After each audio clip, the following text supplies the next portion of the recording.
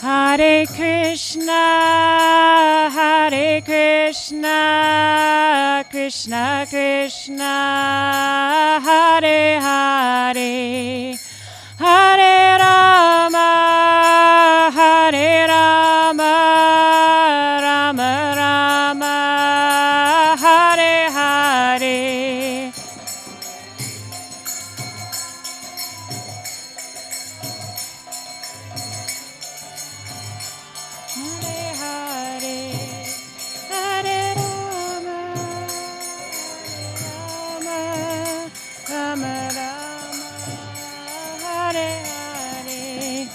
Jaya Radha Kala Chanji Radha Kala Chanji Radhe.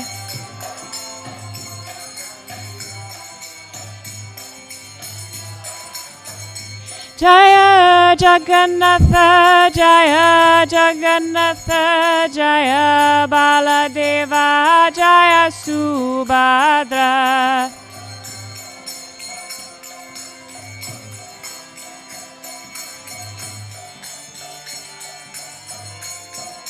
Jaya Jaya Prabhupada, Prabhupada, Prabhupada, Jaya Jaya Prabhupada.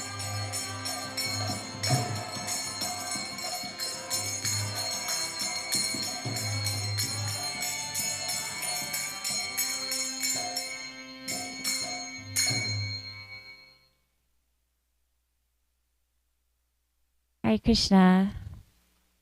Good morning, devotees.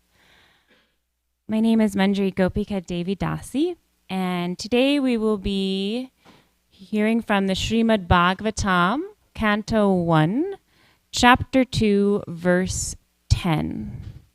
We don't have the screen today, so I'll repeat the verse again. You can pull it up on your phones. It's Canto 1, Chapter 2, Verse 10. Before we begin, I ask for your blessings, that I may speak something pleasing to my spiritual master, to Srila Prabhupada, and to all the devotees. Let us all together chant the invocation prayers. Narayanam namaskritya naram chaiva narottamam devim sarvasvatim vyasyam tato jayamudirayet. Nashta prayesha bhadreshu nityam bhagavata sevaya bhagavati utamashloke bhaktir bhavati naishtiki. Om Ajnana Timirandasya Jnananjana Shalakaya Chakshurun Militam Yena Tasmai Shri Guruve Namaha. Jaya Shri Krishna Chaitanya Prabhu Nityananda Shri Advaita Gadadhar Shivasadi Gaura Bhaktavrinda. Hare Krishna, Krishna Krishna, Hare Hare, Hare Rama, Rama Rama, Hare Hare. Om Namo Bhagavate Vasudevaya.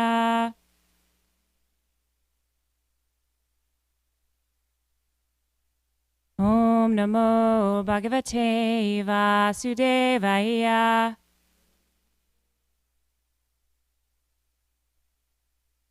Om Namo Bhagavate Vasudevaya.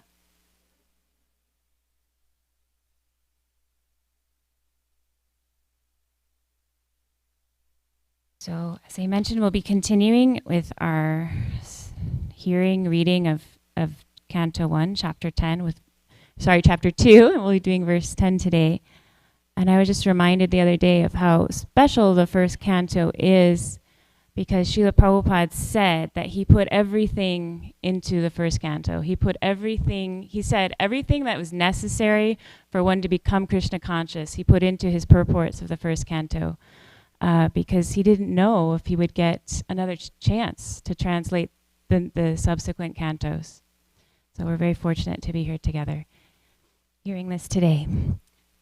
Okay, so verse 10. Kamasya nendriya pritir labho jiveta yavata jivasya tattva jignasa narto yashcheha karmabhi. Please chant.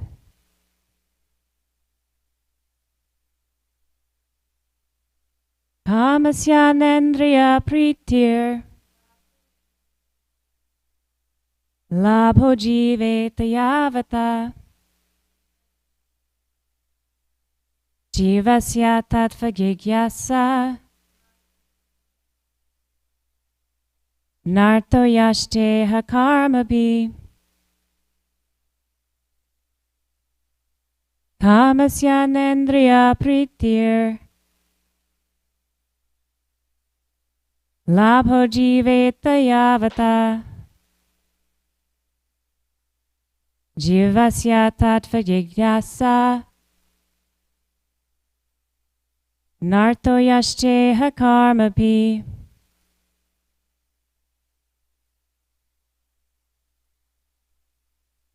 Kamasya nendriya pritir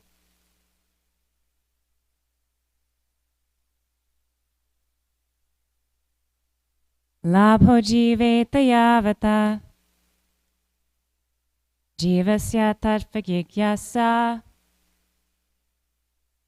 narto yashteha karmabhi. Kamasya nendriya pritir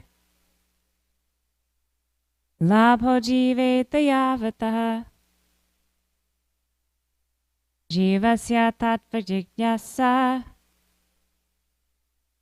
narto yashteha karmabhi. We'll do the synonyms. Usually I do it all together, but I don't think everybody has the ability to see the verse, so we'll do it the old-fashioned way, call and response.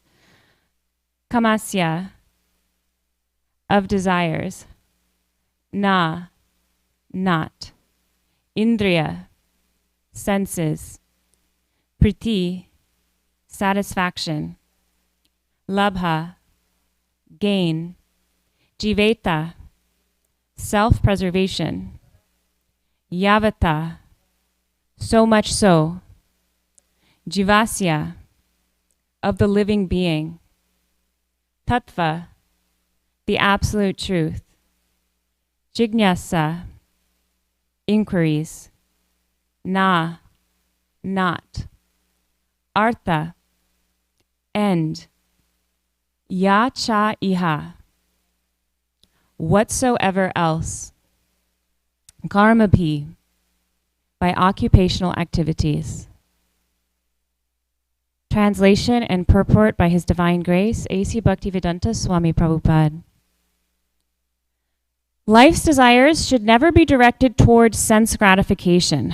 One should desire only a healthy life, or self-preservation, since a human being is meant for inquiry about the absolute truth.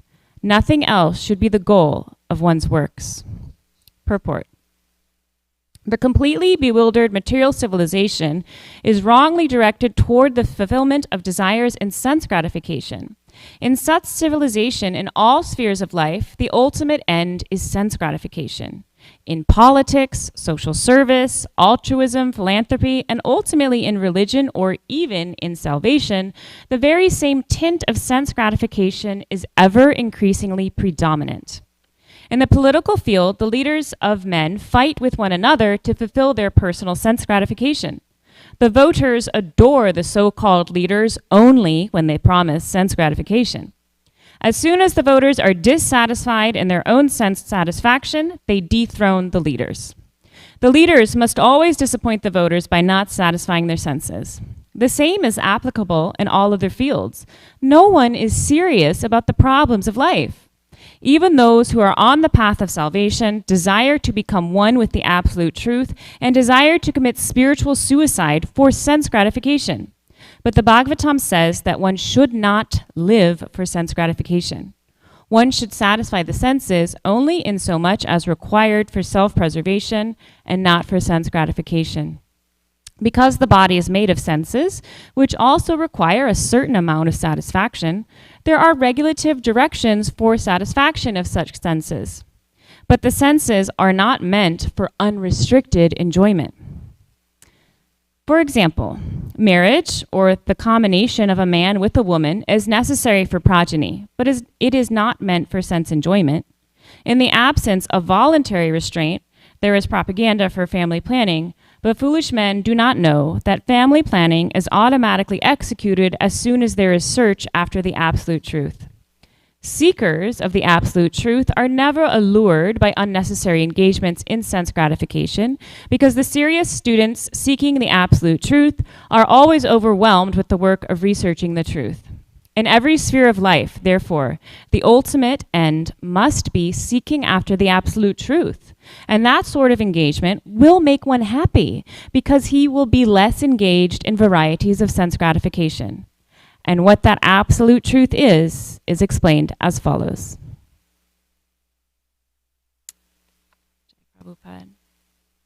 So we're in the midst of a series of verses that have to do with the first question asked by the sages at Naimisharanya.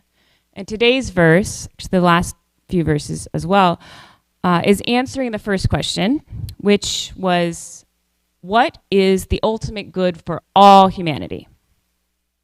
The direct answer comes in verse 6, the famous verse, which is Savai pumsam paro dharmo yatto bhaktir adokshaje ahetuki apratihata yayatma suprasidati.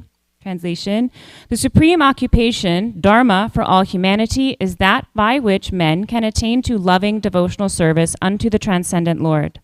Such devotional service must be unmotivated and uninterrupted to completely satisfy the self. And then the subsequent verses after 6 elaborate on this. And so there are numerous verses, including today's, that elaborate on just this one fundamental concept, which is one's dharma. The intrinsic nature or quality of a thing is one of the main definitions of dharma. So the soul's essential nature, or sanatan dharma, is that of a servant of the Supreme Lord. And dharma also refers to one's occupation, meaning that what we do with our lives and time should ultimately support self-realization. And this is the revolutionary concept of Krishna consciousness. When we come to Krishna consciousness, we're introduced to this life-altering truth: don't waste your human life. Human life is not meant for sense gratification. Instead, it's meant for what? As Prabhupada notes in the purport, it's meant for self-realization. It's meant for understanding the absolute truth. And Prabhupada emphasizes this one point in virtually every lecture he gives. Human life is precious. It's not meant for behaving like animals, whose existence revolves around eating, sleeping, mating, and defending. And in the purport, Prabhupada outlines the critical distinction between humans and animals, which, believe it or not, most of the world doesn't know, which is that the difference between us is humans have the ability to inquire about the absolute truth. And Prabhupada also notes that any material desire, whether it's gross or subtle, it can be considered sense gratification if it represents a desire separate from Krishna's. So the purpose of human life is given here. We're meant to know, serve, and love God, and to reestablish ourselves in our natural position as his eternal servants. Prabhupada explains that human civilization, having forgotten this purpose, is now being wrongly directed. But sense gratification isn't limited to basic physical needs like eating, sleeping, mating, and defending. It can infiltrate even seemingly noble pursuits, as Prabhupada notes, such as philanthropy. For instance, charitable acts may outwardly appear selfish, but they often conceal subtle desires for recognition, admiration, and control. But Prabhupada clarifies in the purport that enjoyment is not forbidden. He notes the body is made of senses.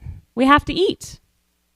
When we eat, will we choose something that tastes awful and smells awful because we don't want to gratify our senses of taste and smell?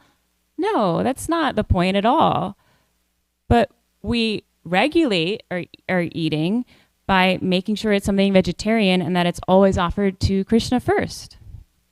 In Bhagavad Gita 2.44, Krishna explains, in the minds of those who are too attached to sense enjoyment and material opulence, and who are bewildered by such things, the resolute determination for devotional service to the Supreme Lord does not take place. And that's why the regulative principles are essential. They help us restrain our lower impulses and direct our energy towards spiritual advancement. In fact, all religions include some form of regulative principles.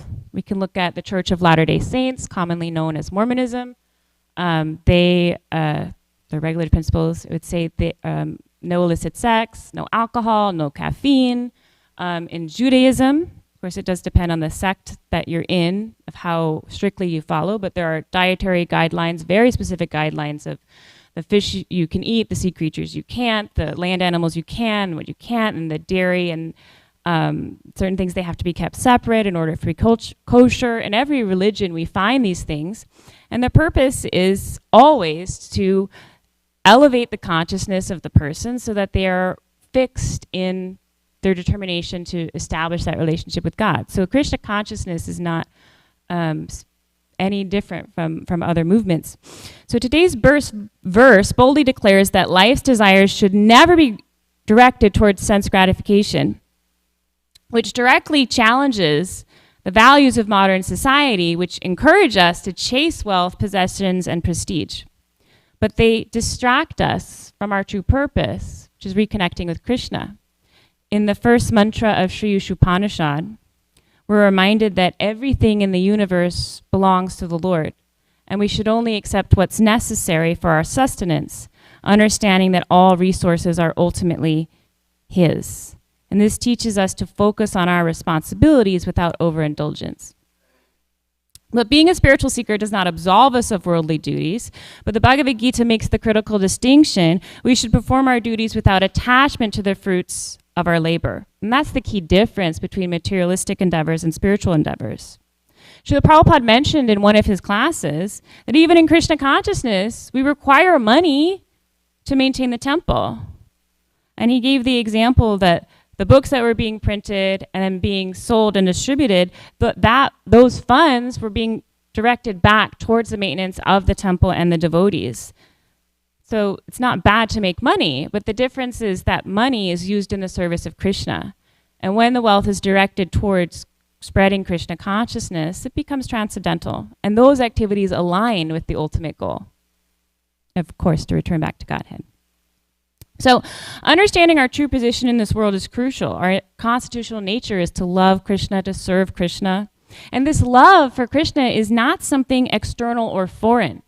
We don't have to go out and find it. It's already present within our hearts, although it's covered by layers of material conditioning.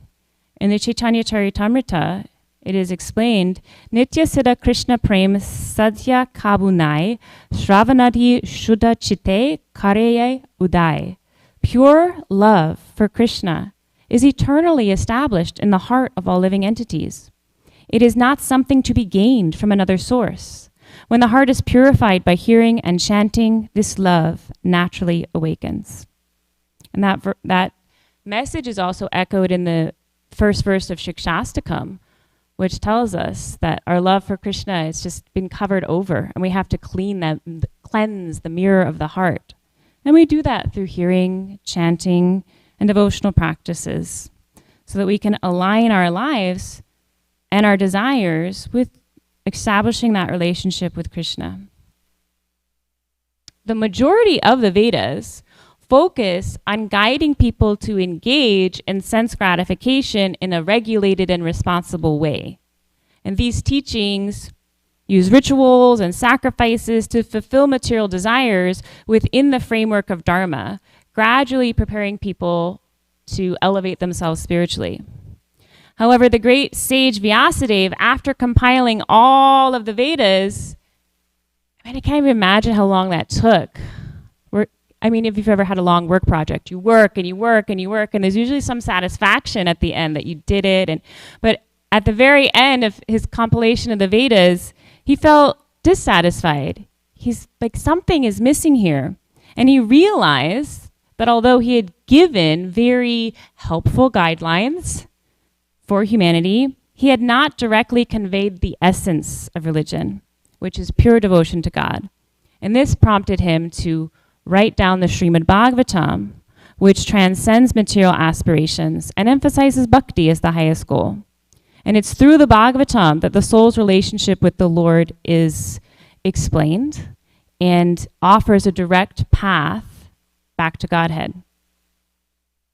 But animals and materialists, as Prabhupada notes in the purport, orient their entire lives around sense gratification. Where can I enjoy? How can I get sense gratification? How can I get profit, adoration, distinction? This temporary satisfaction is very easy to find. It's very cheap. What's the hottest nightclub? Where's the best restaurant? How can I get people to adore and worship me? How should I walk, talk, speak, dress to attract the opposite sex? There are entire industries dedicated to answering that question. What should I major in so that as soon as I graduate from college, I can get a job that will pay me 6 figures so that I can enjoy everything that money can buy? These are the questions that most people are asking every day. And you know what? I have to admit, maybe achieving the answer to these questions will give that person pleasure. But we know that sense gratification has a beginning and an end. It is here for some time, but it always goes away. Eventually, that pleasure turns into pain and misery. The spirit soul, who we really are, is looking for permanent satisfaction, not temporary satisfaction. And the satisfaction of the self comes from who is God. Why is the pleasure of this world temporary? What do I have to do to be happy forever? This reminds me of a famous song. So I grew up listening to classic rock from the 1960s and 70s. That was my parents' era, and they always had it on. And so there's a famous song by the Rolling Stones. I know all the Western devotees know it. I don't know if the non-Western devotees know it. But it was their first hit in 1965 called Can't Get No Satisfaction. And the song describes a man who's living in the West, who's searching for authenticity and satisfaction through material means. And the song goes, this might be a first for Radha Kalachandji. I don't know if they've heard it before, but it goes, I can't get no satisfaction. I can't get no satisfaction. And I try, and I try, and I try, and I try. And he says over and over, I can't get no, I can't get no, I can't get no satisfaction. It was a huge hit. People all over the world know it, but I don't know how many people have paid attention to the lyrics. I think they just know the chorus. After the chorus, the verses describe this man's attempts to find happiness through material avenues. He listens to the radio and television, where he's bombarded by advertisements promising him everything.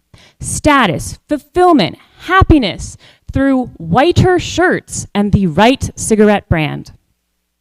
And although the protagonist calls these ads useless information, he tries to follow their advice, but notes that it leaves him feeling empty. In the final verse, he describes that even the fleeting pleasures of fame and relationships fail him. The refrain repeats like a mantra of disillusionment. I can't get no, I can't get no, I can't get no satisfaction. This song captures the human condition when we turn to materialism, when we turn to sense gratification to answer life's most important questions.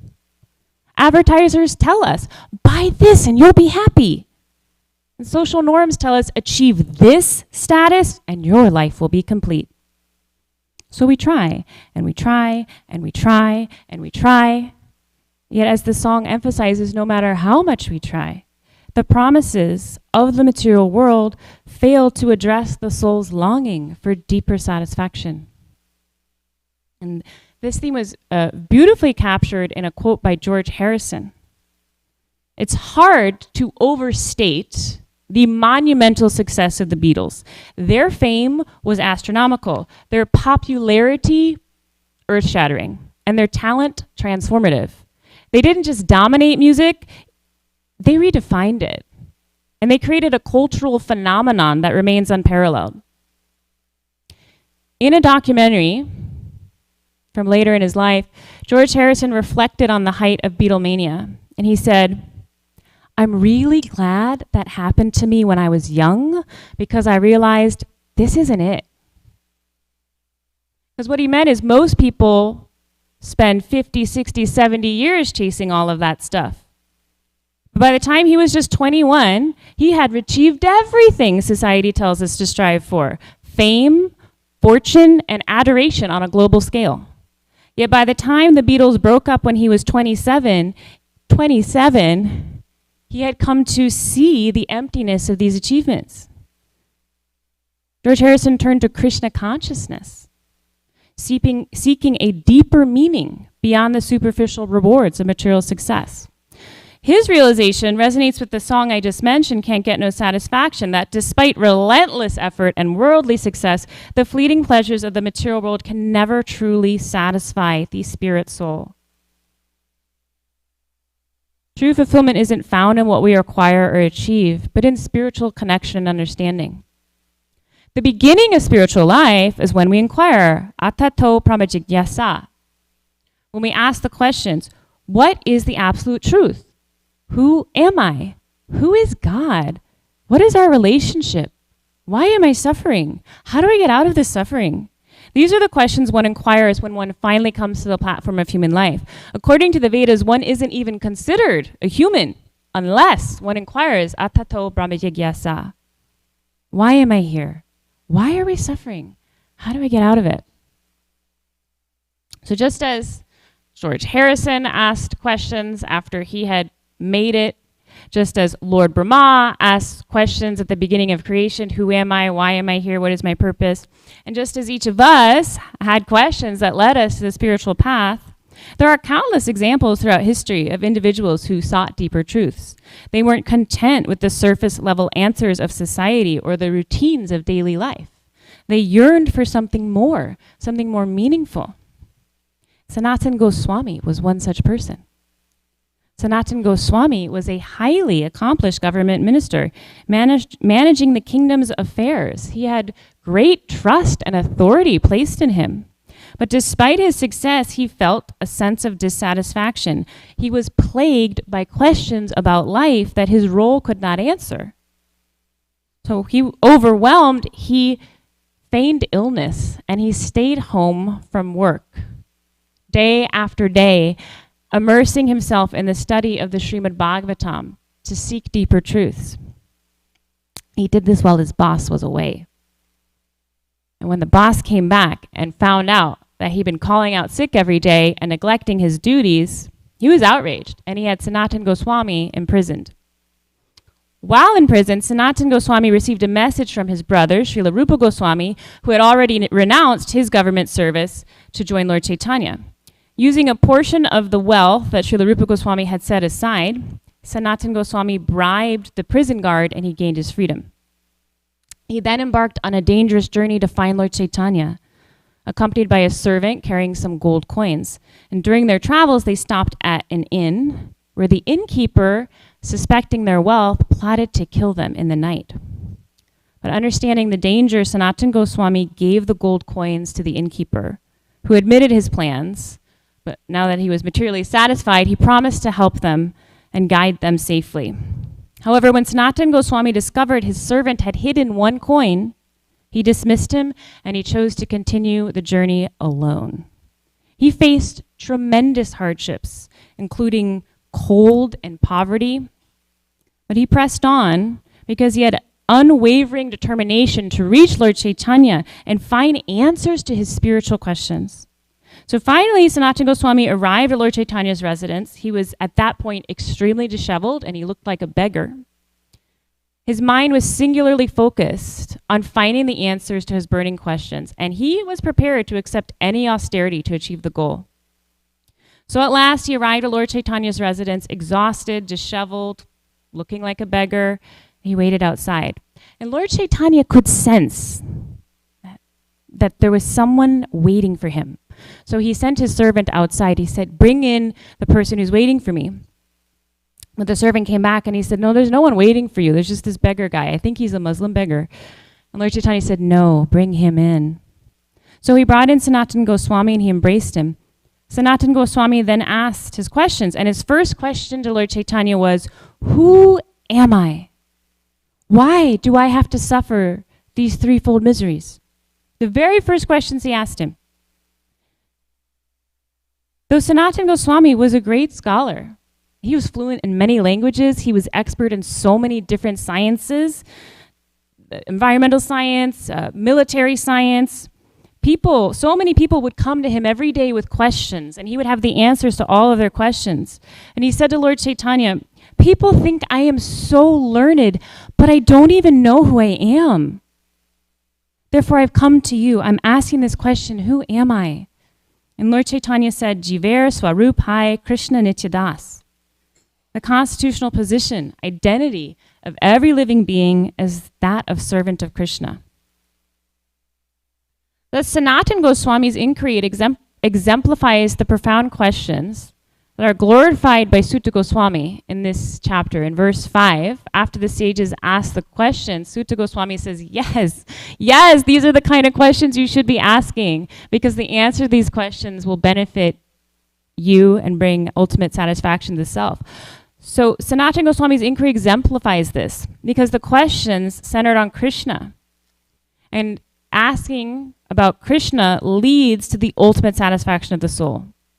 These inquiries transcend the superficial lure of material sense gratification and direct us towards lasting fulfillment. The fleeting pleasures of sense gratification, while undeniably tempting, they're inherently limited. They have a clear beginning, an inevitable end, and they leave us feeling weary and unfulfilled. What once brought joy always loses its appeal. In contrast, the spiritual practices of bhakti, especially chanting the Hare Krishna mantra, they provide a profound and enduring satisfaction. And the longer we commit to it, the more sincere we are, the sweetness just grows and grows and grows. And that's why the truly intelligent person seeks real satisfaction.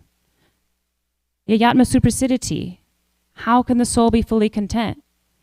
And the answer is by reconnecting with our eternal nature as parts and parcels of Krishna, by chanting the Hare Krishna mantra, by worshiping the deity, serving the spiritual master, immersing ourselves in hearing the pastimes of the Lord. We rediscover the joy of loving service. And true fulfillment's not found in material pleasures, but in our eternal relationship with Krishna. While we are ultimately Krishna's servants, Krishna's greatest quality is that he is Bhakta Vatsalya. He is the lover of his devotees. He is the devotee of his devotee. Our eternal position is that of his servant, but Krishna takes so much joy in serving his devotees. It is a reciprocal relationship. And we see this dynamic depicted in art. Where was I the other day? I've seen this picture many times. It's a painting of Krishna. He's braiding Radharani's hair. And in the story of Sudama, he bathes Sudama's feet. Krishna takes more joy in serving his devotees even than the pure devotees have in serving him. And this divine love is what all of us are searching for, knowingly or unknowingly. The sense gratification, it's nothing but a pale imitation of what we inherently desire. All the regulative principles and rituals in Krishna consciousness exist for one singular purpose, to help us always remember Krishna and never forget him. At times, the path may require effort and discipline. Fast days, for instance, may feel arduous. But if we look at the life we share in our devotional communities, Krishna consciousness doesn't deny our senses, it spiritualizes them. In our community, we enjoy delicious prasadam, deep friendship, true affection, and a shared sense of purpose. And what makes this unique is the context. The pleasures that we share are experienced in connection with Krishna. And they're no longer ends in themselves, they're stepping stones on our path to spiritual growth. Srila Prabhupada's mercy is that we're not alone in this endeavor. We're not solitary travelers like Sanatana Goswami traveling through the wilderness. We're not Babajis sitting on a rock in the Himalayas. In the 11th canto, Krishna is speaking with Uddhava, and he describes to Uddhava, kind of reminds me of the conversation in the Bhagavad Gita where Krishna explains the different paths of yoga. In the 11th canto, he explains to Uddhava the different means of God realization. And he says that if one practices Varnashram Dharma perfectly for 100 lifetimes, one can go back to Godhead. And it's described that a person who takes Vanaprasth, they have to go alone into the forest and stand, in the wintertime, stand in water, freezing water up to their necks. And in the summertime, they have to stand next to a hot burning fire. All these austerities alone. But thanks to Lord Chaitanya bringing the holy name. Thanks to Srila Prabhupada establishing this society.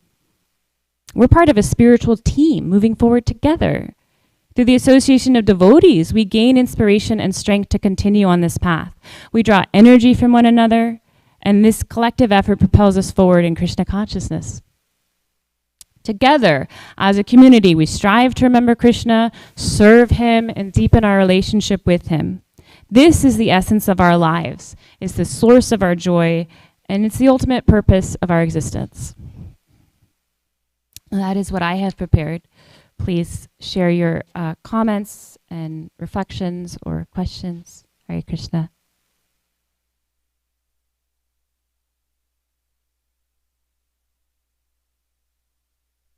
Thank you very much for the really nice class. When you were talking, about the I can't get no satisfaction, I was Chaitanya Janaprabhu was reading at the house last week, and he was reading about the pastime of the parrots that are, they're arguing about who's better, Radha or Krishna. The female parrots are saying Radharani's better, and the male parrots are saying Krishna's better, and the gopis and the gopas are listening to this conversation between the parrots, and they're experiencing so much ecstasy and bliss just from hearing the parrots arguing about Radha and Krishna, that I think the gopis threw pomegranates into a field for all the female parrots to appreciate them, and the gopas threw, I can't remember what it was. Anyway, but it was just this beautiful pastime, right? And I was thinking, how wonderful the spiritual world is. Even in the material world, if the parrots are squawking a whole bunch, it'd really just be disturbing. Actually, just hear a bunch of parrots parrots going. But even just the most inane thing in the material world is so attractive and wonderful in the spiritual world. And how we're, the analogy of we've got the most brilliant gem and we're kind of chasing after broken pieces of glass. How it's we are Jiver Swarupo Nitya Krishna Das. That's our nature, is to be eternal, full of bliss and knowledge as part and parcels of the Lord like that. And so, just how attractive it is in the spiritual world, and how we, just so clear, how would we find satisfaction when we're from a place like that here around what we're, anyway, so I just really appreciate your class. That was beautiful. Thank you for sharing that pastime. I can see it in my mind. Sounds so sweet.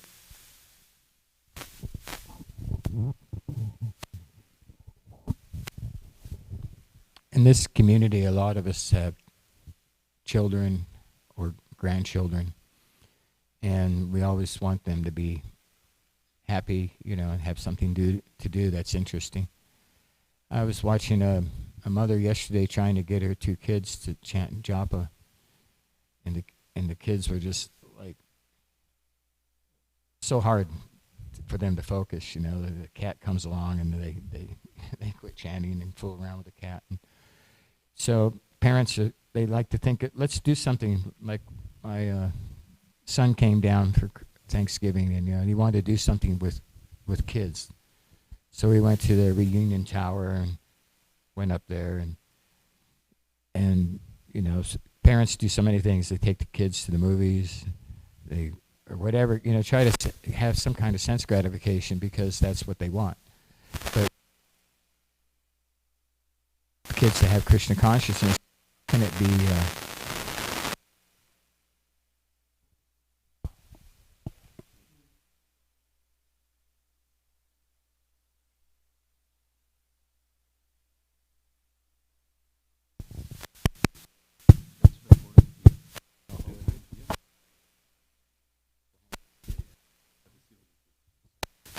friend Emmanuel.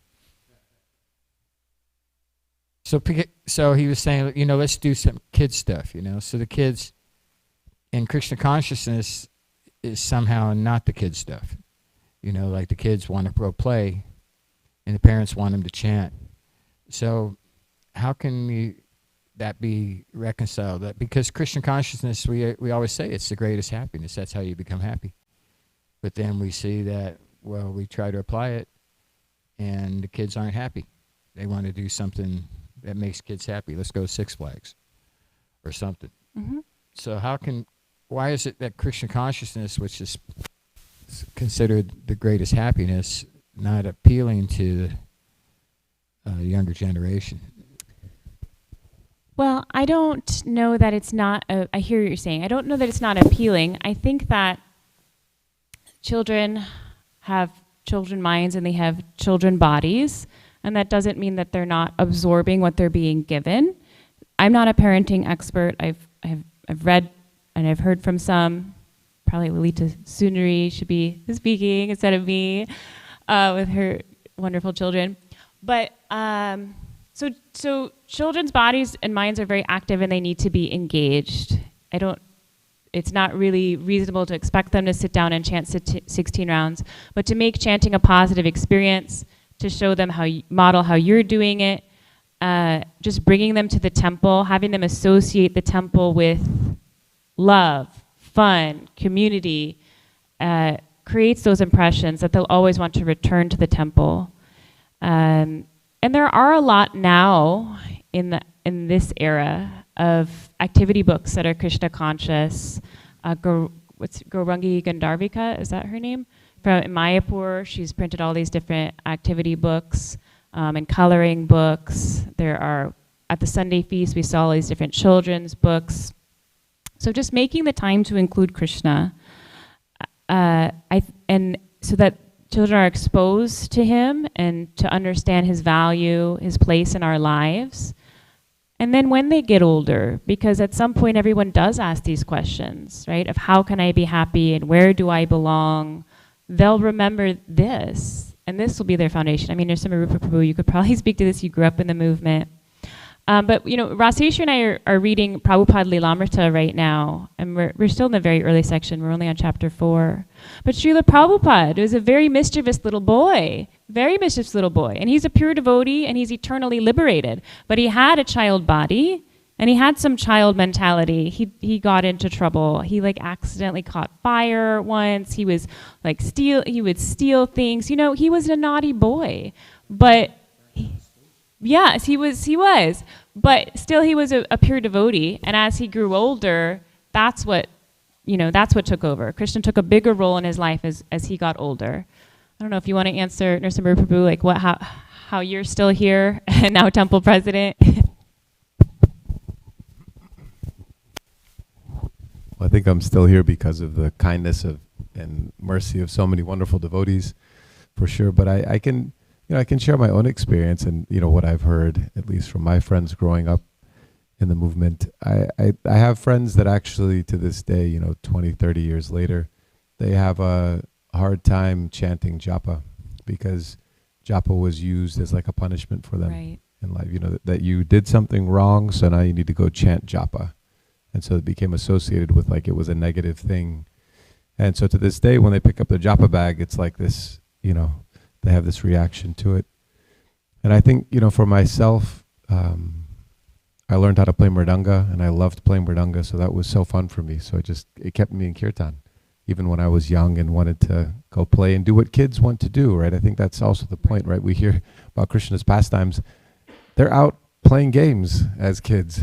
They're active, and we went on summer trips together, and we went to Rath Yatras, and we set up festivals, and we did lots of kirtan, and we went camping and whitewater rafting, and it was all with devotees, but we would do kirtan every day, and we would cook and honor prasadam and go on harinams together. And so it was all, Krishna was at the center of what we were doing, but it was also, and I think, honestly, I feel like this applies at every step of our Krishna conscious journey, that we have to meet people where they're at, whether they're 2 years old or 70 years old. when they first come to Krishna consciousness, what their level is.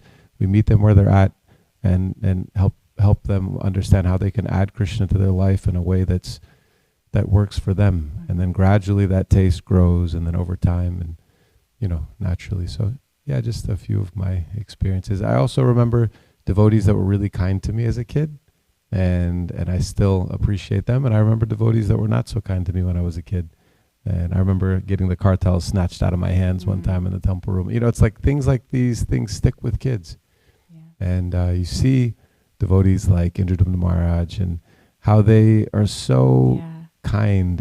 And you see Srila Prabhupada also, how he was so sweet and kind to the children and encouraged them so much. And so yeah, anyway, just a few thoughts. Thank you.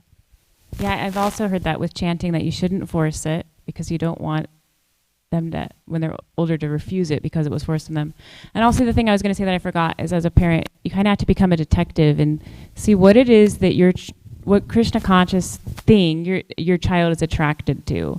Like, our daughter likes to come to the temple, she likes to go to Sunday feast, and she really loves Giriraj Swami. So if I just make sure she regularly gets those things, then we're engaging her in Krishna consciousness in a way that she appreciates. How, when you're raising kids in Krishna consciousness and telling them about Krishna's pastimes, do you offset? How do you not have them think it's okay to steal? It's okay to play with fire. It's okay to be naughty. What do you do about that? Again, I'm no expert, but I think children accept, in my experience, that Krishna is Krishna, and this is Krishna's pastime. I've never had my daughter think that it's okay to steal because God does, And maybe that's the power of the pastimes, is that it just sneaks its way into your heart, and you don't think of it as like a guide of morality. It's just Krishna's sweetness.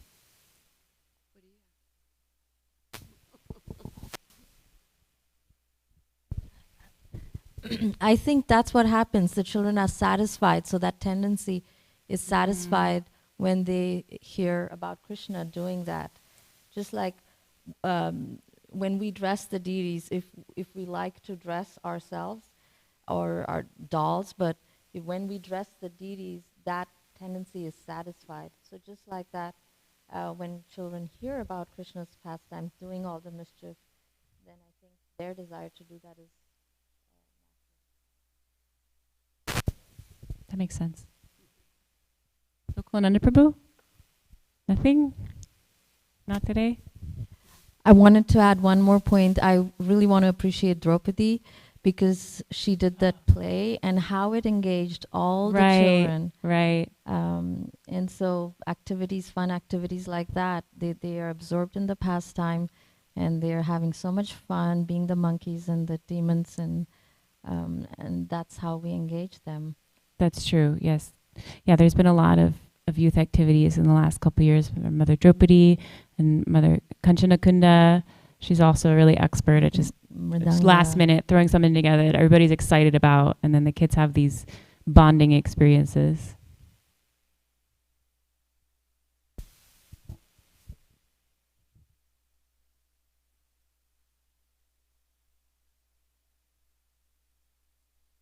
You have something, Jaishnav?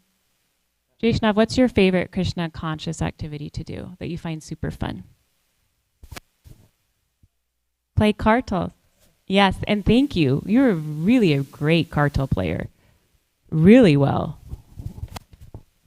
What else? That's your favorite? Play kartal in the morning. Wonderful. Nayananvita, what is your favorite Krishna conscious activity that you think is so fun? Is it drawing pictures of Krishna? Singing. Singing. Very nice. Excellent.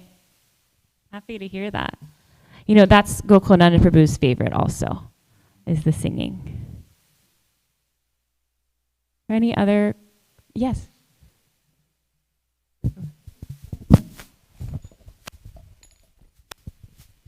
Singer Rupa reminded me that Krishna has had a lot of fun in games when he was a kid.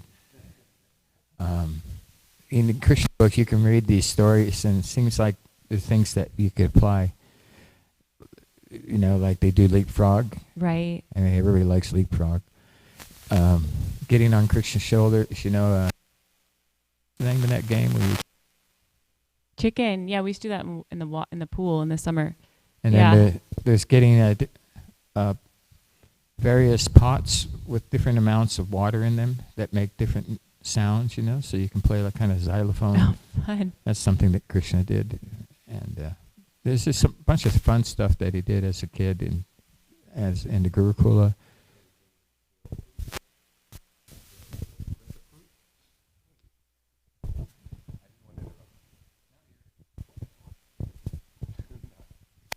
Yeah, no, it's so true. There's so many games, right?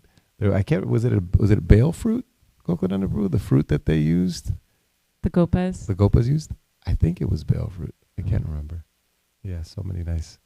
I was also reminded of when His Holiness Sridananda Maharaj was here.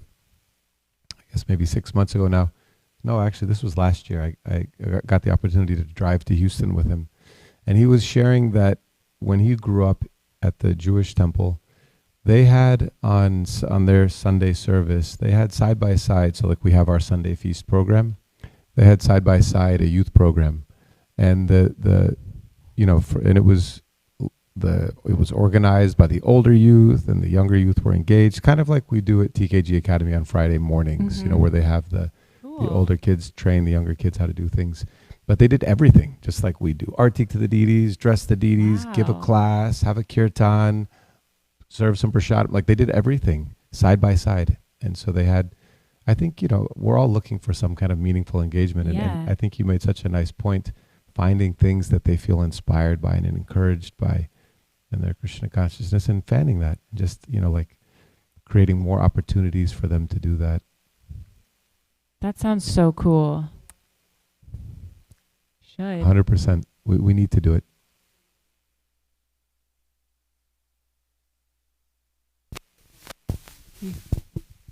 Yeah, that's a cool idea. Any other parting thoughts? We have time for one more.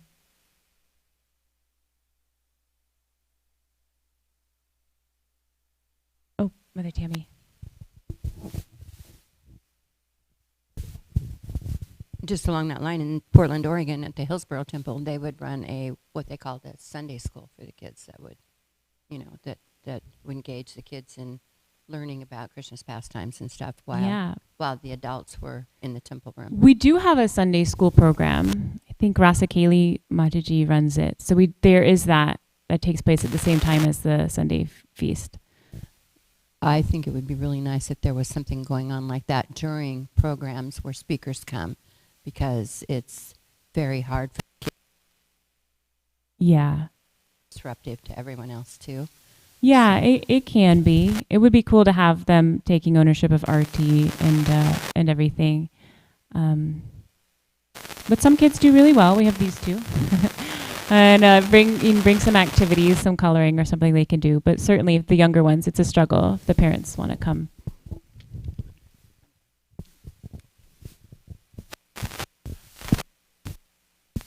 Why would God be a bad boy? Like when he was Lord Chaitanya, he would lock people into their houses, because in India, they have those latches on the outside. Right. And then he would hold it. The Brahmins would be saying their prayers, and then in the Ganga, and Lord Chaitanya and his friends would grab their feet and pull them under the water, amongst other things. So why wouldn't God be like a well-mannered child? Well, that's a good question. I mean, I grew up hearing about Jesus Christ, and he was always so well behaved. But Krishna is so much more fun. Krishna is so much more fun to hear about. Gokul and Annaprabhu, do you have an answer to that? Why is our God sometimes naughty and mischievous? Why is he presented that way as opposed to saintly and perfect all the time? What have you heard? Yeah. All I can think is Krishna is beyond any comprehension. Otherwise, he's not Krishna. Lord Brahma says, I know you, my Lord. And then Krishna asks, oh really? He says, yeah, I've understood and now I know you that I can never know you. Right. Yeah. So Right. no one can fathom his pastime. That's why his pastimes are madhuram, sweet. It's beyond comprehension.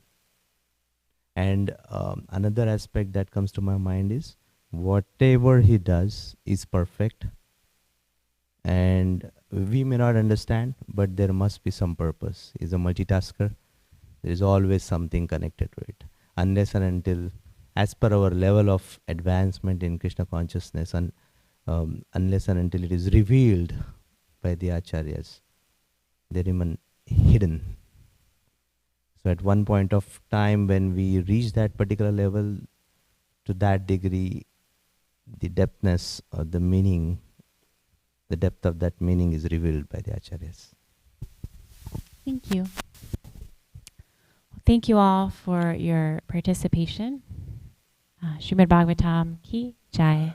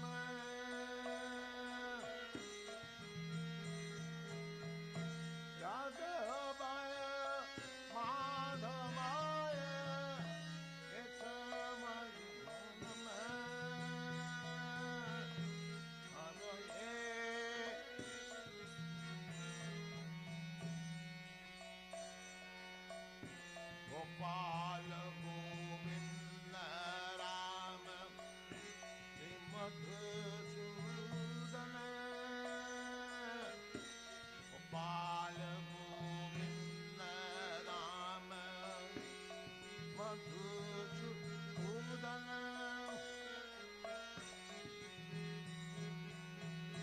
Giridhari Gopinath Madan Mohan Gopal Govind Ram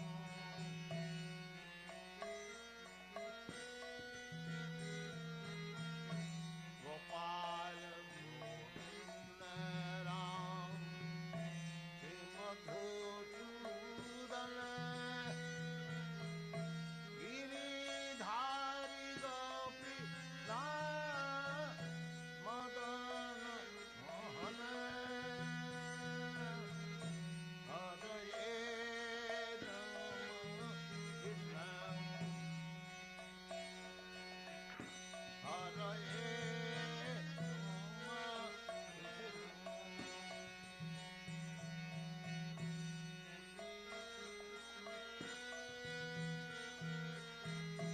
यादवाय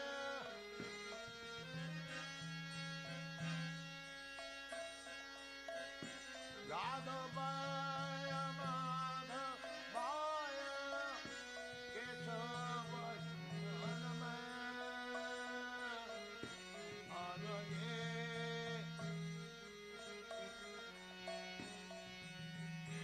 Hari हरये राम कृष्ण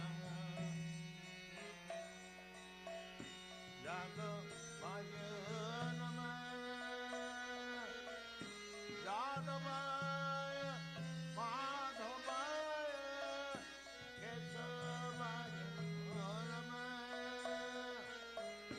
यादवाय माधवाय केशवाय नमः हरये राम कृष्ण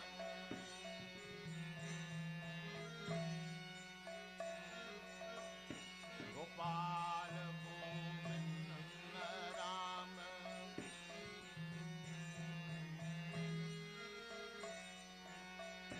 गोपाल गोविंद राम श्री मधुसूदन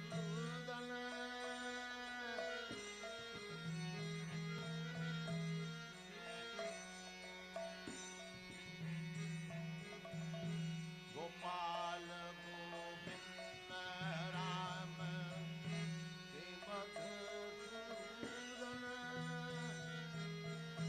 गिरिधारी गोपीनाथ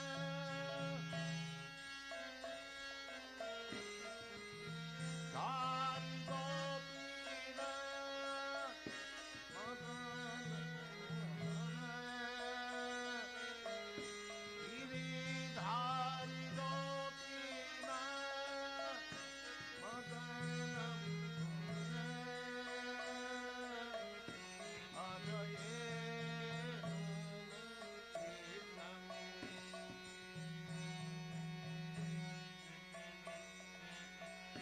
हरये राम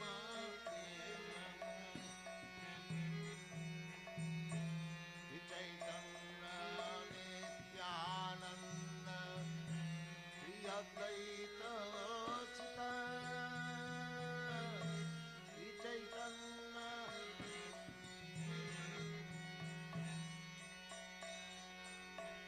श्री चैतन्य नित्यानंद श्री अद्वैत चित